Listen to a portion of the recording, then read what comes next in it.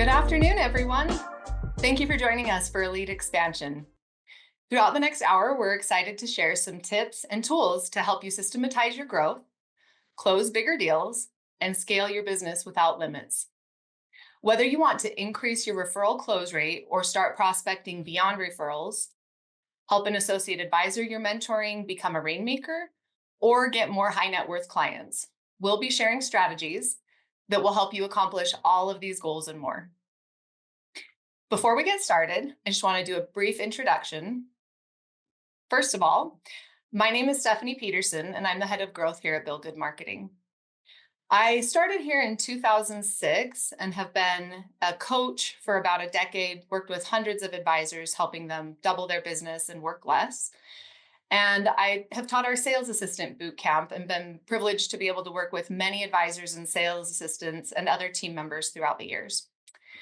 I am joined today by a good friend and our Senior Vice President of Consulting, Matt Hickman. Matt, please introduce yourself. Yeah, so I've been associated with Bill for coming on to 24 years now. And part of that time I've been a coach, and part of that time I've actually been out working in an office out there in North Carolina, helping a team grow and produce. So I have sat in your seat, it kind of done every job in the industry. But now my role here at Bill Good is to really help our coaches, but then also mostly focus in on helping advisor teams really kind of break through plateaus, really hit some of those next growth rates.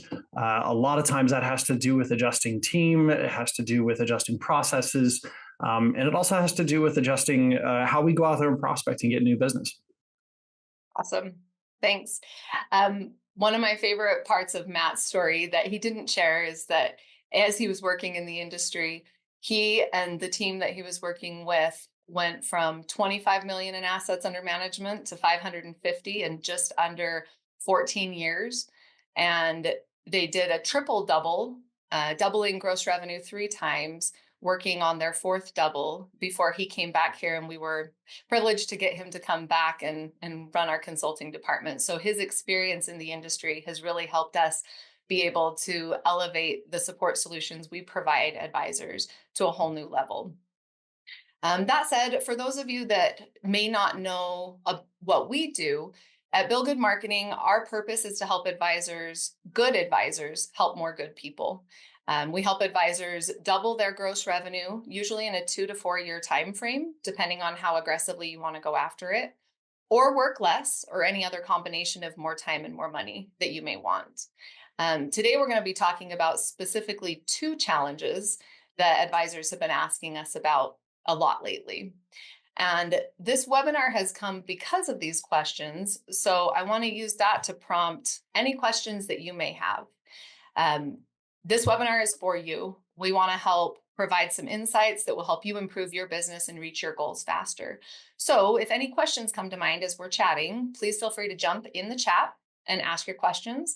We'll either answer them in the chat room or pull them into the conversation as appropriate. Also, as a thank you for your time, for spending an hour with us, we'd like to provide you some additional resources.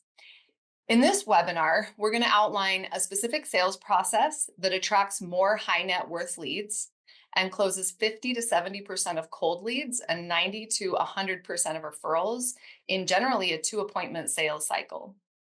Obviously, there's a lot to this topic, so we won't be able to cover every detail, but we can get you started. And that's why we provide a goodie bag. So we'll start the conversation. And as a thank you for spending your time with us, if you take just a minute or 2 to fill out a survey after the webinar and let us know your thoughts, we will give you a couple of free downloads. One is our guidebook, The Good Way to Sell. And the other is a sales process chart. It's our prospect conversion process flow chart, which we'll be getting into today. So you'll have that as a reference as well. That said, I think it's time to get right to it. Mm-hmm. So this webinar topic was chosen because a lot of advisors have been asking us for help with, again, the 2 main problems that I mentioned. The problems we want to address today are, first, if you've been in the business for decades, you have tons of experience and you're really successful. How do you clone yourself? How can you mentor a new advisor to be successful in attracting new investors to your business? And how can you train them to convert prospects to clients quickly? Or in other words, how do you train a rainmaker? Now, if you're a solo advisor and you're not trying to bring on a rainmaker, or you're a newer advisor, we'll give you some tips that will help you become a rainmaker too. The other question is really, with the increasing demands on advisors' time and an increasing concentration of wealth transitioning to high net worth and the ultra high net worth space, many advisors are asking us, how can I move up market? Also, how can I do that without offending existing clients or partners? We've got to make sure we take care of the relationships that got us to where we're at, right? So these are the two main topics we'll cover. And what it really comes down to is having a systematic sales process. Matt, why don't you define what you see as a successful sales process? Well, I guess ultimately I had to start off with it's one that works. But to get into a little bit more detail, the idea is that you have to be able to have predictable and repeatable results that are going to be sustainable.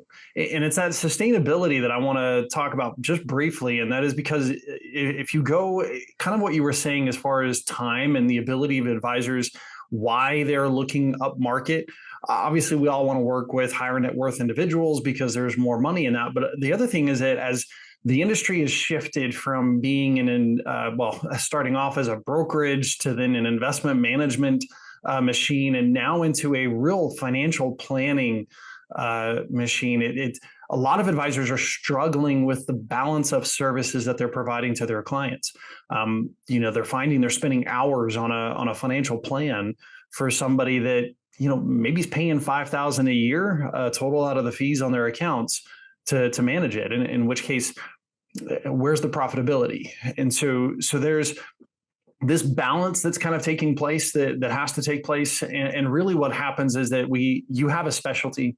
The services you provide, the depth you go into on the financial planning process, the work that you do for that is really needed in that higher net worth market. And that's kind of where we're going to talk about today. So as you're developing a sales process, it needs to target the right people, communicate the right things, and produce those consistent, repeatable results and predictable, really, in order for us to call it a successful sales process. Yeah, absolutely. So some of those activities that produce repeatable results that are most effective, talk a little bit about those. Yeah. So ultimately, really where we want to see business come from is in the most easy way possible. It's one of the things that I found working out in North Carolina that, I'd worked with Bill for years. I'd helped advisors create and run successful campaigns from, cold calling to direct mail to seminars and everything around, and including a movie theater billboard campaign, which was fascinating. So I'd seen everything done, but then when I went out to work with Rob, we tried all of them. All of them worked as advertised. So, our campaigns, our direct mail campaigns, seminar success zone, everything works. But what I found was that there was a greater deal of fun, first off, involved with working with our existing clients, and in particular with our strategic partners. And then there was also a greater deal of success, the cost, right? So and cost comes in both time and in money on what it takes to bring in a new lead. The cost was significantly lower by working with our existing clients, partly because a lot of that work we were going to do anyway. They're clients. They were paying us for that. So what we've seen is that really, and we found this over the years as we are developing that business, and then it stayed true as I've continued to work with advisors across North America. And Bill has found this stat also in working with advisors for decades. 50% of your growth is going to come from clients, whether it's them bringing new assets to you. I've seen stats lately that 75% of clients do have assets elsewhere, which is fascinating to me. But they'll bring new assets to you, or they'll refer business to you, whether it's family or friends. And that is a big portion of your growth. So 50% is coming from that group. Now, the other thing is if you develop proper strategic partnerships or COIs, whatever you want to call it, we call it strategic partners if it's in a professional sense, and a COI if it's in a personal sense. But a strategic partner should be generating about 45% of your new client households every year. So in other words, if I want to grow by 30 to 35 households a year, which is kind of the max a team can grow by that I've seen, 16 to 17 of those households should be coming from your strategic partners. Yeah, that's amazing. And finally, to me, the big key that I feel like a lot of advisors are missing out on it, and this comes whenever we start talking with an advisor that's just starting with us and we ask them how they get their business, the answer is always referrals, which is great. That does tell us a lot about you. As Stephanie said, we work with good advisors. That's good. The thing I find fascinating is they're getting nowhere near the number that you see on your screen. They're 24% of their households, their top tier households, are not giving them at least one referral per year. They're maybe getting a dozen or fewer referrals a year with a household size of 200 to 300 households, which we can up that. There's a lot of good work to do there. Yeah, absolutely. So I love that you're talking about these numbers and you've seen them yourself. I think a big part of the 40 to 60 million you were bringing in every year when you were working in North Carolina, about 50% of it every year was from strategic partners, right? Yep. And they're 50% from them and 50% from clients. It's exactly what we're seeing up on there on the board. Yeah, perfect. And from my understanding, from every advisor I'm talking to, the strategic partners are providing more of the kind of referrals you want if you're working to go up market. So let's talk a little bit about the different prospecting strategies that we're seeing advisors interested in that are working right now. What you see here is a list of the top 8, I would say, that advisors are asking about.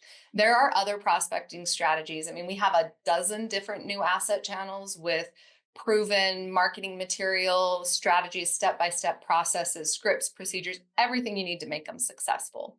But these are the top ones that I'm seeing advisors interested in.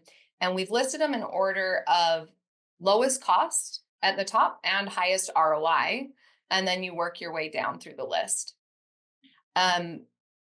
Matt, how have you seen your advisors best position themselves to get ideal referrals? So not just the referrals in the rate that we're talking about, 15 to 24% of your clients referring at least one person a year, which is phenomenal.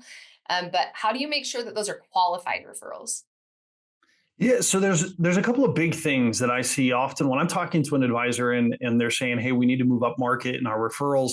We do get referrals, we could up it. And there's obviously a lot of strategies that we implement to do that. But then they say their referrals are small, right? It's mom and dad referring their son or daughter for that, $5,000, $10,000 IRA. Great, right? It's nice that mom and dad trust you, but not exactly worth a full comprehensive financial planning practice, right? So the idea is, first off, set up your branding. It's interesting to me that when I talk to an advisor and they say, hey, I want to focus in on business owners and, their exit strategies and making sure that, I'm working with high net worth individuals, and you go to their website and everything is tailored towards retirement planning, and Social Security maximization. Literally, you can't find business owner exit strategies anywhere on their website in any form or fashion.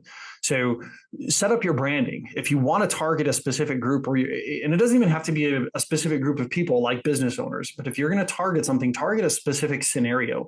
What are some of the scenarios you get into with your clients that meet that ideal definition? So what are some of the things that they're facing? Maybe you're helping them with, setting up, maybe you're helping them set up life insurance strategies through charitable remainder trusts. Maybe you're helping them set up some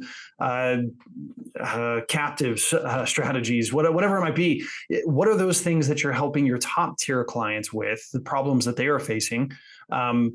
And then let's put those on the website, right? Get some case studies up there of where you've actually solved some of those problems. The good thing is a decent amount of your website traffic often comes from existing clients. So let's make sure that they are seeing that. Number two, when you're promoting referrals, when you're talking to clients and letting them know that you do accept additional business, don't just leave it as a run of the mill statement. Let them know what to look for as far as what, again, these scenarios that we've talked about. We've got a lot of scripts that we walk folks through and we help you edit them. But the idea is be specific in how you're talking to your clients and what you're looking for. I also never use dollars. This is one of those things that a lot of in the industry kind of push. Hey, we specialize in working with those with $1 million or more in assets. Great. But what about that doctor that has $50,000 right now and is going to contribute $200,000 a year for the rest of their life in their 30s? Like, I mean, that's an ideal client in my mind, but your $1 million plus totally screened them out. So you've got to be careful about the dollar side of it. Stick to the complexities, right? What do you deal with? If you're letting clients know, and we'll talk about partners too, but if you're letting them know that this is the kind of work that I do, they'll start getting the idea and really sending you those that do require your work. Can you give me an example of one of your favorite phrases, I guess, or ways to state your specialty that would screen someone out? What's your favorite you've heard? Yeah. So one of the ones that I really like, just because it's easy to say, is that, we specialize in helping those families that are really trying to structure their multi-generational wealth. Awesome. Yeah, I'm automatically screening out that $100,000 IRA rollover, right? That's not multi-generational. Yeah. I could see a lot of advisors being able to apply that quickly. Yeah.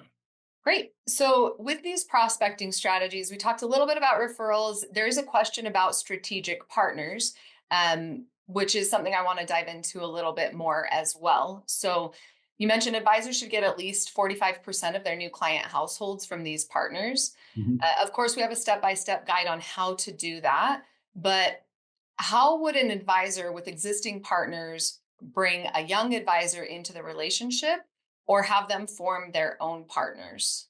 How would you go about doing that? Yeah. So first off, it is a set process.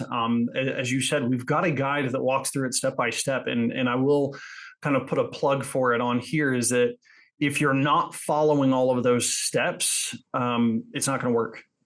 This is something that not only did we do it, and so I know these steps worked for us, but over the years, as I've worked with advisors across North America, we've been applying these steps.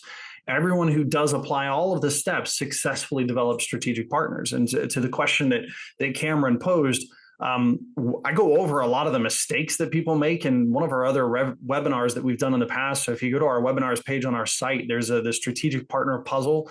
I would recommend watching that one where I go through a little bit more in depth on it. But to your point, Steph, to me, there's two sides to this. Number one, your strategic partners are just as curious as your clients are about your continuity strategy, or whether it's continuity or succession, whatever stage you're in at this point in the business. They need to know that you have a possibility that if you were to walk out and get hit by the circus truck, the business continues on. Their clients they've sent you will be just fine.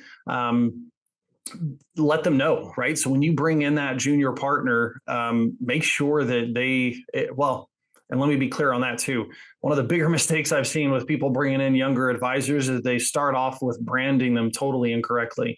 They start off as branding them, they're here to help take notes, or hey, they're just helping around the office. It sounds good, but that's not somebody I want to hand my money over to if something should happen to you. So I need to brand them appropriately. So if this junior person is coming in, I want them to meet your strategic partners. They need to start forming the relationship and immediately start developing it on their own.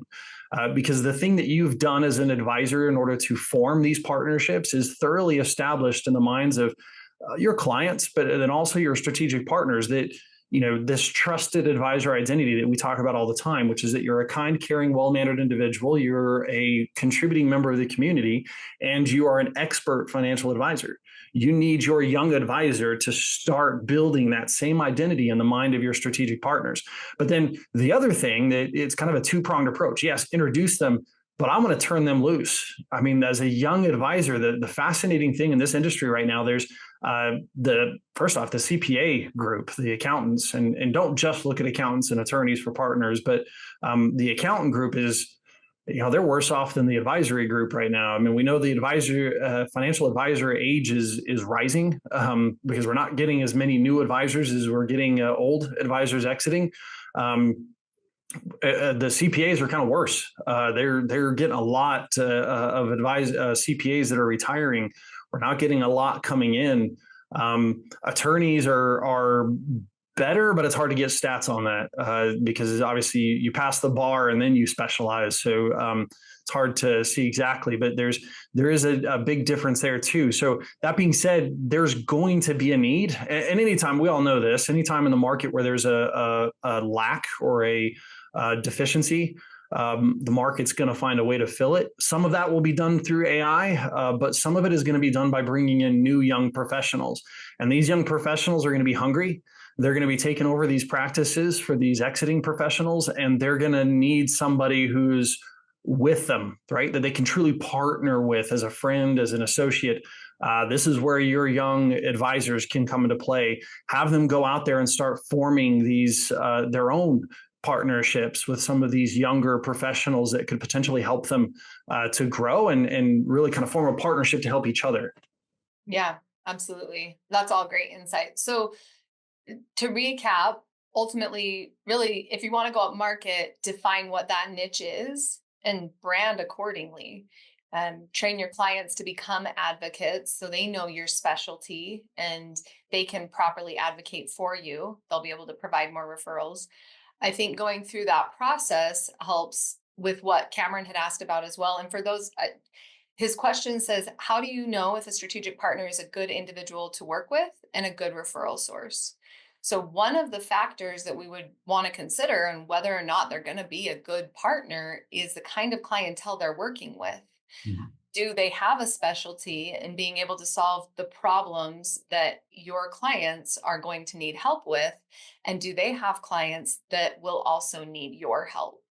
By defining your brand and your specialty, you'll be able to find the right partner and communicate clearly to them who you are, what you do, what's unique about you. Mhm. Now, there's a lot more that is covered in that webinar that Matt mentioned. And also, if as we're going through this, you have more questions about the exact steps in a process or you'd like to learn more, we will in the survey offer a couple of solutions to help you. One, you can schedule a complimentary consultation with me to talk more specifically about how to apply these strategies to your business. And even more so, if you're ready to just dive in, Matt teaches a class called Asset Accelerator, where we go through every one of these step-by-step processes that we're talking about in much more detail. So that said, of Mhm. these prospecting strategies, the ones that are attracting high net worth and ultra high net worth investors the most are what you see coined as relationship marketing strategies here. A recent study I saw says that 86%, at least 86%, I think, of investors are choosing, of high net worth and ultra high net worth investors are choosing their advisor through a referral from someone they know and trust. So that's your existing clients referring you to more clients that are up market for you as well. Let's focus on cloning your top 20. Mhm. Um, Beyond that, strategic partners are one of the best sources for higher net worth referrals. You can do mass marketing strategies too, webinars, seminars, cold calling, direct mail, even door knocking, or as we call it, targeted in-person prospecting for business owners. All of those can work. But many of the advisors that I've seen lately hitting their 2 to 4 year double are getting a majority of that growth, 80% or more, from just the top 3 strategies you see listed here, in addition to client assets. And they are able to continue working on going more up market with those strategies. So that's where I would focus my effort if that's the direction you want to go. The other interesting thing, Matt, I'm curious how much you're seeing this, but I think it's interesting how many advisors are bringing on an associate advisor, wanting to mentor them and help them become successful as an advisor. But what they did to build their business isn't necessarily what's working now. The difference in marketing strategies, I mean, the advisors that have been in the business 20, 30, 40 years, built it through cold calling and seminars. And seminars and cold calling still work, but I don't know. What are your thoughts on that? What have you been seeing? Yeah, it's a tougher sell, honestly, especially for younger advisors. One of the things that I see often that becomes a problem is that for these younger advisors that are coming into the office, and the advisor that wants them to, I guess, earn their stripes. The Essentially what they do is they tell them, look, like, you're going to run, I did cold calling, you're going to do cold calling, go get a list, I'll buy it for you, and then they run it. The problem with that is what makes a successful advisor doesn't necessarily require the ability to pick up the phone and smile and dial. That is a skill, and it is a great skill. But I've worked with lots of advisors that never had that skill, even though they've been in the business for 20, 30 years. That just was never something that they hit on. So it's not required for that. What is required, and this is something that Bill Good has taught forever and that I've seen and definitely agree with, is at bats. Essentially, they need the opportunity to converse. Now, obviously, cold calling is a definite method of getting that done, but there are other methods too. Right. Seminars are great, obviously, as in order of ROI, which is, this list is in order of ROI. It's up there. It's one of the top options for mass marketing. But you're also trying to prove a young advisor, and I understand, and it is warranted, having a bit of reluctance footing the bill for a bunch of seminars for a young advisor to, get those at bats, get those conversations in. So there are other methods, and there are some methods out there that I've seen that work. Things like the lead source options, things like Smart Asset and those kind of things. But those, my thing with those is that they are slightly better than cold calling, right? You're good lead sources, but you're in competition. Putting a young advisor on it, you're essentially doing the same thing as if you were putting them on the phone for a cold call. They may or may not be able to converse in the right way to win that lead. We do have campaigns for those advisors that are using those systems to help maximize the leads you're getting out of that. But that being said, that is a way to get a whole lot of at bats for them. Probably one of the better ways I've seen, though, is really just getting them in with your clients, getting them in with strategic partners, having them have those conversations. And by getting them in with your clients, I do want to make sure I point out that is not just your bottom tier clients. That's often what advisors do. Is, here's my D client list. You call them and get to know them. That's awesome. That's a very different conversation than a conversation with a top tier client. And I need them to have those conversations too. So get them on the phone, have them running your personal contact calls to converse with your clients, delve in a little bit further, ask some questions. And then ultimately, you also want them to just practice without necessarily somebody on the other line where there's a bit of a problem there. I do want to jump back because there's been a couple of different questions posing in on cloning, and I also realized I failed to mention something on the referral side. So first off, cloning your clients is not a science experiment. It is just getting introductions, right? So it's taking our existing clients. There is a targeted way of picking those clients that are ideal referral sources or are well connected, those center of influences that we can then through campaigns and strategies, get them an opportunity to introduce people to us. So in that idea, it is a very targeted method of saying, hey, this is, Bob and Sandy, this is Tom and Jill, and this is, Joe and Elaine.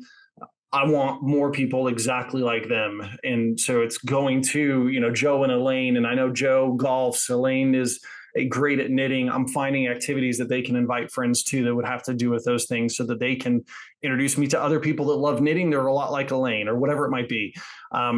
So that is what we mean by cloning. The other thing I wanted to mention that I failed to mention on referrals is that when you do get a referral, because by putting out your branding and citing your right scenarios to look for to your clients, that doesn't automatically exclude them from asking you to work with their son or daughter, or a friend that has a little bit of money.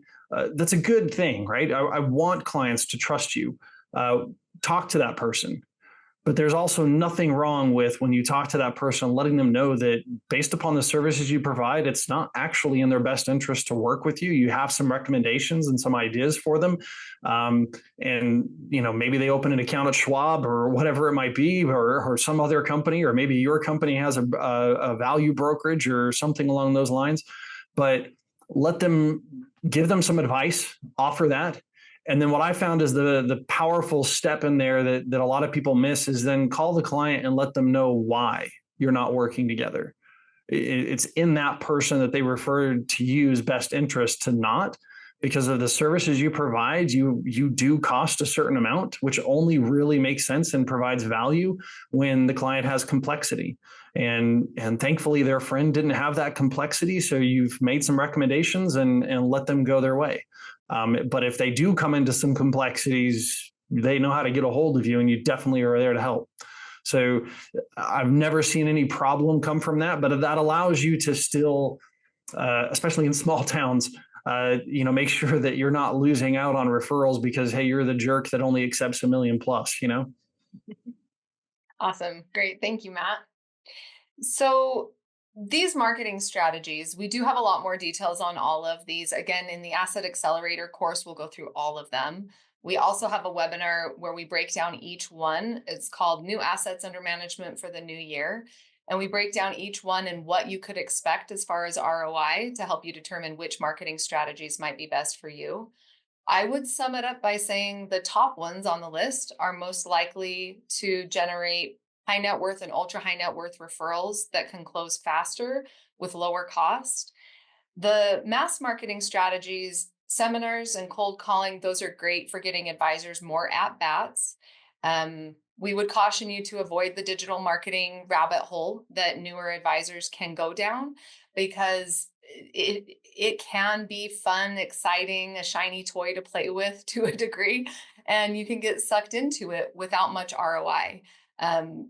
It can work, but it would be my lowest priority to start doing any kind of digital advertising unless you have everything else firing on all cylinders, because there's much greater ROI in other areas. And they need conversations. They don't need a lot of time on LinkedIn and Facebook and all of that. Yeah. So that said, this outlines some ways that you can generate a lot more of your ideal leads. Once the leads are generated, that can't be the end of it. In fact, getting the lead can often be one of the easiest steps. So how can you ensure those leads coming in meet your qualification, and how do we move them through the process? Let's jump into that. Yeah, so it's a great question, and I love that you address the digital marketing aspect of it too, because there is going to be some digital marketing, right? No matter what kind of campaign I'm running, you definitely have to have a presence at the very least, or a expertise demonstrated online, through social media, through your website. Even if I'm running seminars, you need to have those things on point. That's something that we discuss in Asset Accelerator course, is the need for this branding. A lot of the close is done long before they come in and sit down in front of you. So and that's done through that branding. So that being said, part of it is that messaging, right? So no matter what campaign I'm using, whether it is a LinkedIn strategy or a seminar or strategic partners or even client referrals or introductions or cloning the clients, it's the idea is in how you're going out there to get them. Like, obviously the clients, no matter what campaign you're using, your object is to capture attention and grow their interest and desire to the point that they're willing to meet with you. If I'm doing that based upon strategies or topics that are really primarily of interest to those in that mass affluent range, it's what I'm going to get, right? So if I run a seminar on, I'm going to be at extreme here because nobody does this, but if I'm running a seminar on how to manage debt, I'm not getting a bunch of ideal, million plus clients to attend to that. That's not what they're interested in. If I'm running a seminar on, the 7 estate planning mistakes and how to avoid them, now I'm starting to get into the groups of people that might have some quality and some need for your services. Same thing with my digital marketing campaigns. I want to go out there. Now, obviously, when you do this, because I'm narrowing the number of people that I'm looking for, just demographic wise, right? There's fewer millionaires than there are those that have 200,000. So I am narrowing the field, and therefore I am going to get lower response numbers as far as volume, but the quality is going to be up. And then therefore, if I get, a seminar filled with 20 people that have 1 million plus, and I schedule appointments with half of those, and then 40% of those end up in my office and going to a second meeting and maybe becoming a client, I'm feeling pretty good about that, right? As opposed to maybe a 30, 40 people in the room, 70% appointment ratio, and 90% of them become clients at 200,000, right? So to me, like, the way you screen in that initial process in gaining that interest, that attention, interest, and desire, it has to be done through those very specific scenarios. So to me, if you're going to take anything from this, number one, look at Asset Accelerator, because we delve into all of these things pretty thoroughly for each person attending.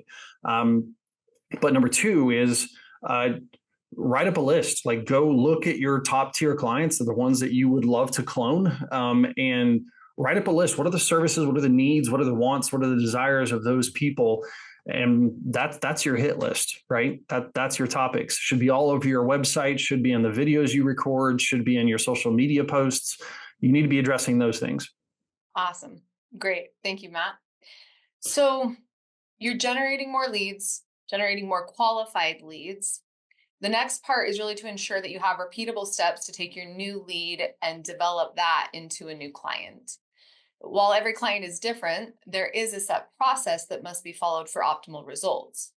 That's something you really dive into very deeply in Asset Accelerator as well, but with a lot more documentation than what's here on the slide. But for a quick overview, how would you describe that step-by-step process, and how have you seen it best taught to a new advisor? Yeah. So to me, this is the other area where we can get that newer advisor a lot of at-bats, because we all know that when you're running a campaign, you're going to get a lot of interest. You may get attention and interest, but we may not get that desire for the appointment just yet. And those people are often, when we start talking to an advisor initially, lost. In fact, we created a whole campaign for those folks. We called the old prospect card campaign, because advisors have been doing this since the days of, shoe boxes and 3x5 card prospect names. So that it's been going on for a long time. We get all these leads that come to a seminar. If they don't set an appointment, they just kind of get filed away. That's a prime list for your junior or your younger advisor to be calling and trying their skills at more thoroughly profiling. I mean, the whole idea is, if you think about your discovery meeting, and this is something we go through and talk a lot about in our in Asset Accelerator, and actually practice.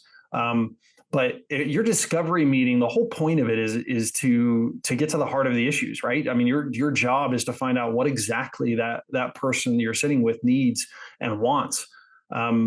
They don't have to be sitting in a discovery meeting to start that process. I mean, you can start asking them questions. I mean, if they tell you at that seminar, look, I'm not ready for an appointment. My retirement's out a couple of years. I just wanted some basic information.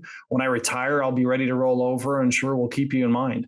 Awesome. That gives me 2 years for your young advisor to be calling them and asking them questions and delving in more thoroughly, so that when that time comes, like, we know everything. Like, we have all the details to get them ready to come in for an appointment, because we know exactly how you're going to help them. So to me, this is prime opportunity to gather in that data, and your new advisor should be the one learning to do it through these people. Absolutely. Yeah, that's awesome. Good. So I've seen a lot of different approaches to helping mentor advisor through developing more skills in building relationships and all the conversations that they can have. It's important to practice and fine tune those. I'd like to talk a little bit about practice sessions and how that all works, what you've seen work well for that to mentor a younger advisor. We do have another question that has come in that kind of ties in. Cameron asks, what skills and knowledge do you wish you knew when you started as a financial advisor that you developed or know now? the, uh, okay, so this is a simple one, and maybe our older advisors on the call will just laugh at me. But to me, one of the biggest things is knowing that you are in a position of authority, right? When you sit down with a prospect, um, number one, you don't have to have all the answers. Number two, you can ask a lot of questions. Uh, People are comfortable if you do your job up front in establishing a bit of a relationship of trust, but they're totally willing to give you information. And if you start asking and really dig in and learn how to ask questions, and questions that are open ended. Oh, it's amazing, like how easy it becomes.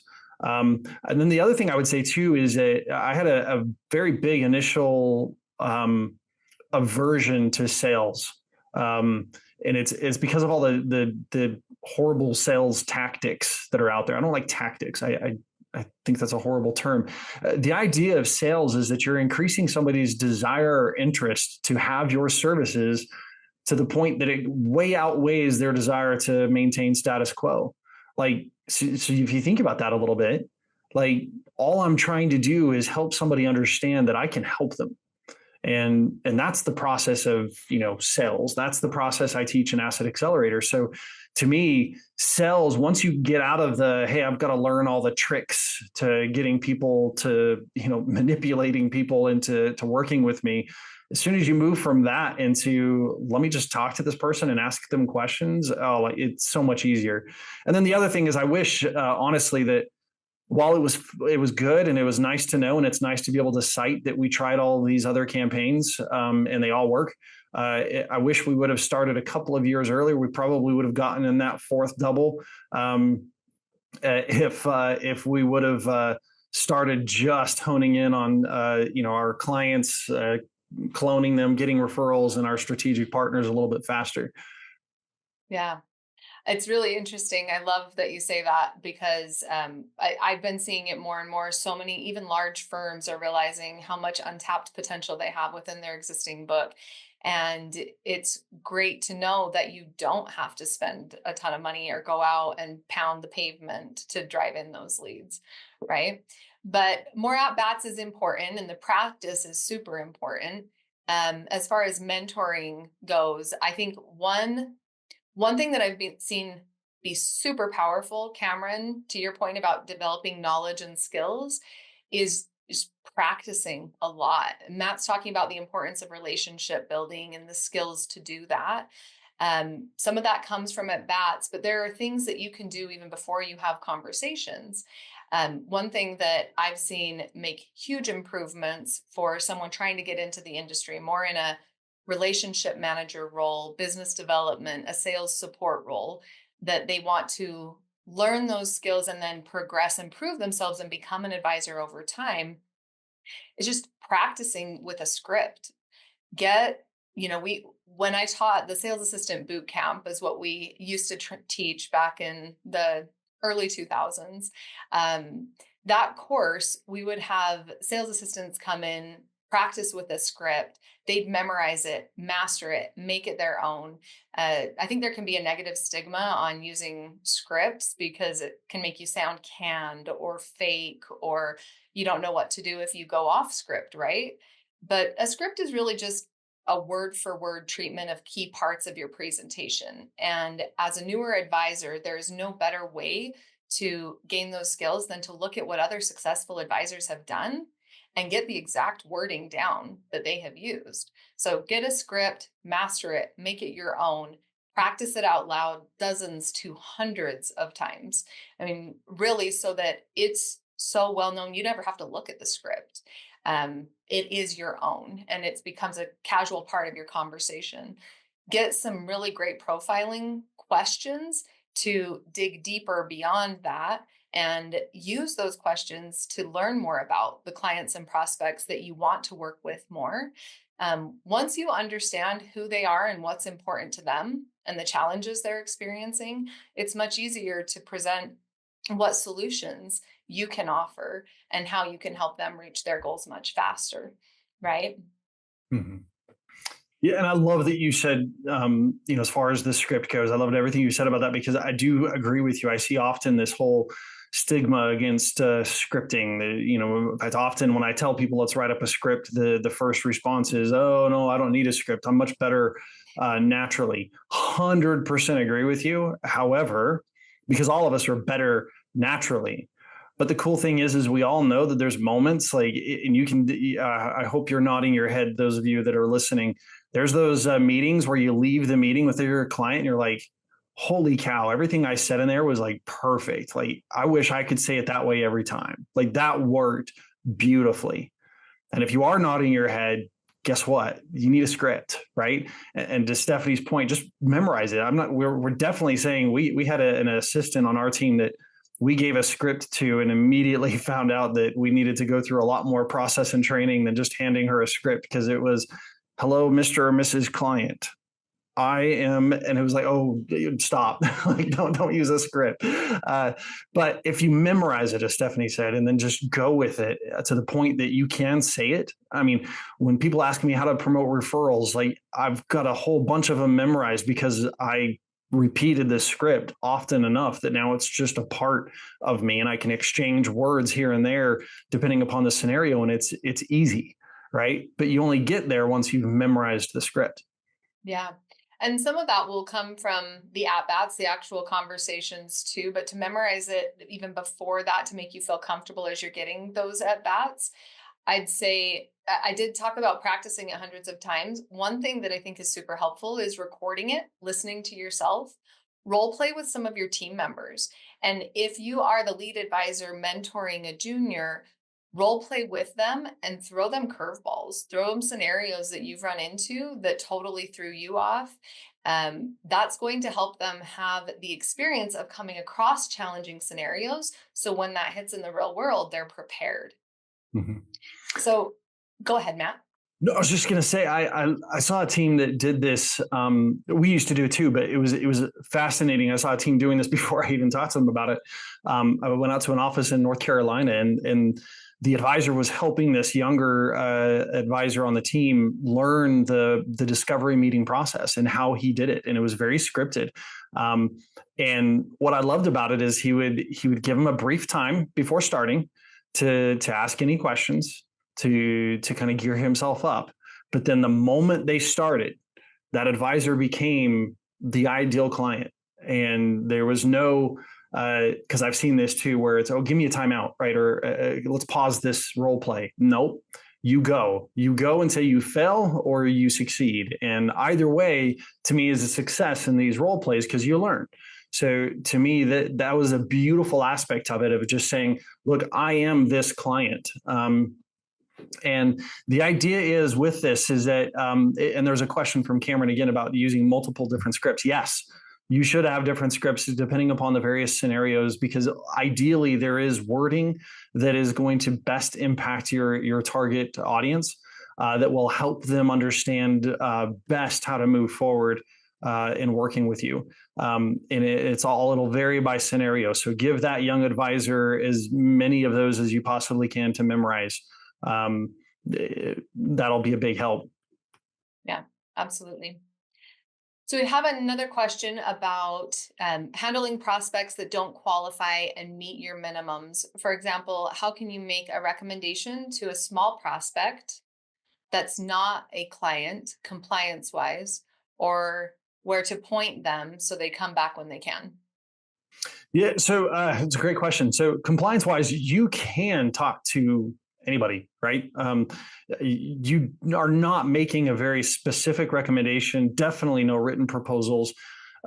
You're talking to a client about their scenario, asking them questions, walking them through the scenarios that they're facing. When you're talking to somebody that's not qualified, it's usually a fairly uncomplicated situation.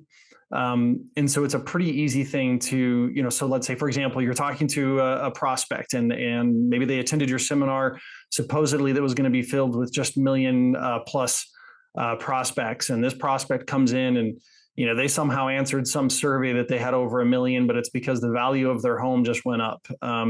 Awesome, but that's not investable assets. It's not going to help you. So that 200,000 they have in an IRA is not necessarily worth your expertise, right? There's no real complexity to it.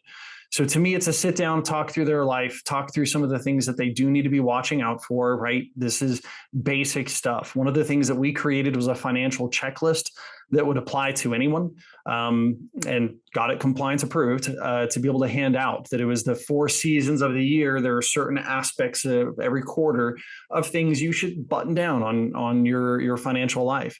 So we would provide that to them, and then we'd make the recommendation. Look, like, you either keep your 401k where it is. If you've rolled it into an IRA, awesome.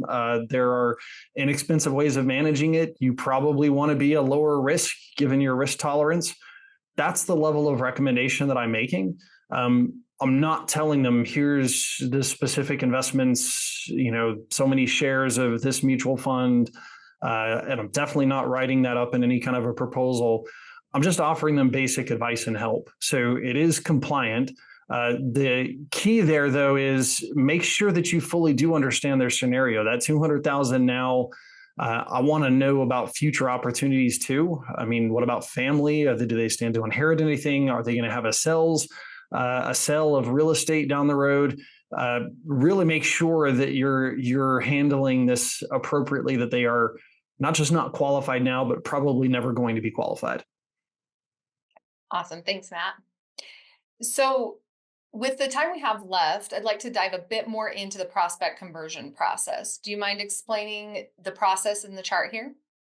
Yeah, totally. So the idea is, once they are ready, they see the need to actually sit down with you and start discussing their specific scenario. And this could occur either immediately after getting them, right? So they're referred to you and they just start right in. Awesome. It could be they're referred to you, but when you call them, there's some things going on in life. We'll call you next year, kind of a thing. Awesome. Now we're going to use that time to more thoroughly profile to get that need, right? So by the time we do get an appointment, we have a rough idea of what's going on in their life. We start off with a discovery meeting. Like I said, discovery meeting, if as Bill Good and I talked about it, and as we talked to other advisors, I would say, if the majority of the close occurs before they sit down with you, the next big portion is this discovery meeting. So, 51% is before, then, 47% it happens in this discovery meeting. And it all has to do with asking the right questions. And there are 3 types of questions, and we go through these. And in fact, I've got a pile of ones that other advisors have used. And this would actually be something that for your younger advisor, I would highly recommend, that you do write up your questions, right? So if you've just kind of picked up a way of asking questions in your meetings, in your discovery meeting, write some of those down, and make sure that your young advisor sees them. If you haven't, have them sit through several of those discovery meetings with the specific assignment of writing those questions down that you're asking. Because again, back to the point of scripting, these questions are their script, right? It's okay to get demographic type questions off of a questionnaire, like, name, date of birth. Those kinds of things are fine to be reading off a sheet of paper. But when I'm asking you about, so tell me about your strategy to ensure that your kids are well cared for upon your passing. Tell me a little bit about your strategy to ensure that your estate goes to your heirs. Tell me about your charitable strategy, right? Those kinds of things. I want to be looking them in the eye and really digging in. And so I've put together the questions that I saw used in the office I was in, the ones I used myself. As I've traveled around the country and worked with top teams, I get new questions and I slap those on there. And that's one of the things I do give at Asset Accelerator. But I can't stress enough, use the 3 different types of questions. The null questions, which means they're giving nothing, I'm giving nothing, I'm just asking them, how was your day today, that kind of stuff. That gets me in and also starts the routine of I ask questions, you answer. Then I move into personal questions. That's where I'm really trying to probe to see, where is there a problem? Where are their concerns? And then I'm going to use NOC, or non-optimal condition questions, to get them to let me know exactly whether or not this is their primary concern. So if I ask that question, so tell me, what have you done or what have you designed to take care of that special needs child? If they say, oh, well, it's all in hand, awesome. If you don't mind, I'm going to ask you some more questions. I'm going to start delving into other things until I find the reason as to why they're meeting with you. There's always a reason. And I'm going to find that main pain point. And then that allows me to move to the next meeting. And I need to educate or make recommendations in that next meeting. I can move to a mutual agreement meeting. This is often what I see necessary, especially with the ultra high net worth individual. You need that third, fourth meeting to really delve into things. And then finally, ultimately, I'm going to close the business or close off this process in some form or fashion. At least 60% of the time, they're going to close off as new clients. With cold leads, referrals, it should be well over 90%. But those cold leads, and then it goes into the onboarding, and that first 6 months is absolutely critical. The first 5 years is really where you kind of set the tone for this relationship as to whether or not it's going to go generations. Awesome. Thank you so much, Matt. It's really helpful. This chart will be in the goodie bag after the webinar.